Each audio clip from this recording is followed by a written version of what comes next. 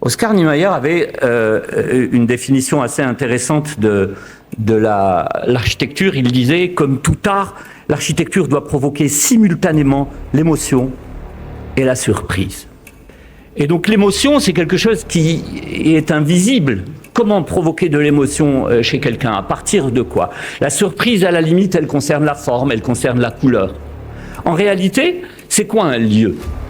Un lieu, c'est un endroit où, dès qu'on le rencontre, ce sont nos 5 sens qui sont interpellés. Il y a du visible et il y a de l'invisible dans un lieu. Dans l'invisible, sachez que toutes les matières ont des caractéristiques qui agissent sur nous de la même manière que nous agissons sur elles.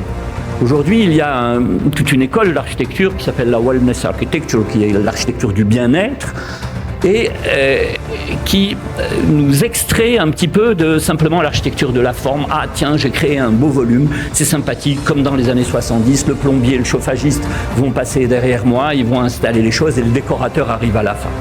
C'est tout à fait faux. L'architecture a un impact sur nous, les matières ont un véritable impact sur nous, selon les cultures.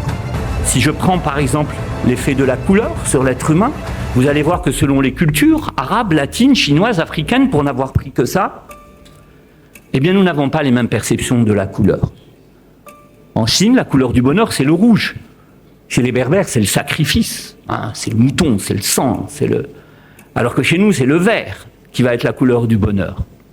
Chez l'Africain, le jaune, c'est la couleur de la célébration, du bonheur et de l'énergie.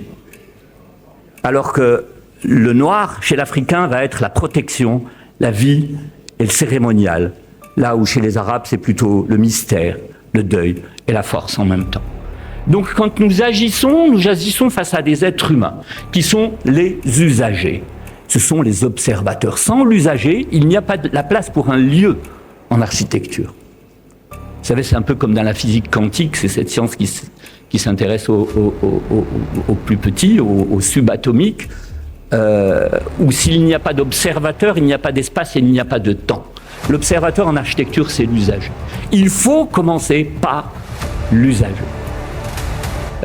Si on place l'être humain au centre de tous les dispositifs, toute notre action sur les lieux ne commence pas par l'esthétique. L'esthétique, c'est un sujet qu'il ne faut jamais installer en amont quand on dessine un projet. Il faut commencer par poser les contraintes. Résoudre absolument toutes les contraintes. L'architecture, c'est un mur de contraintes couvert de poésie.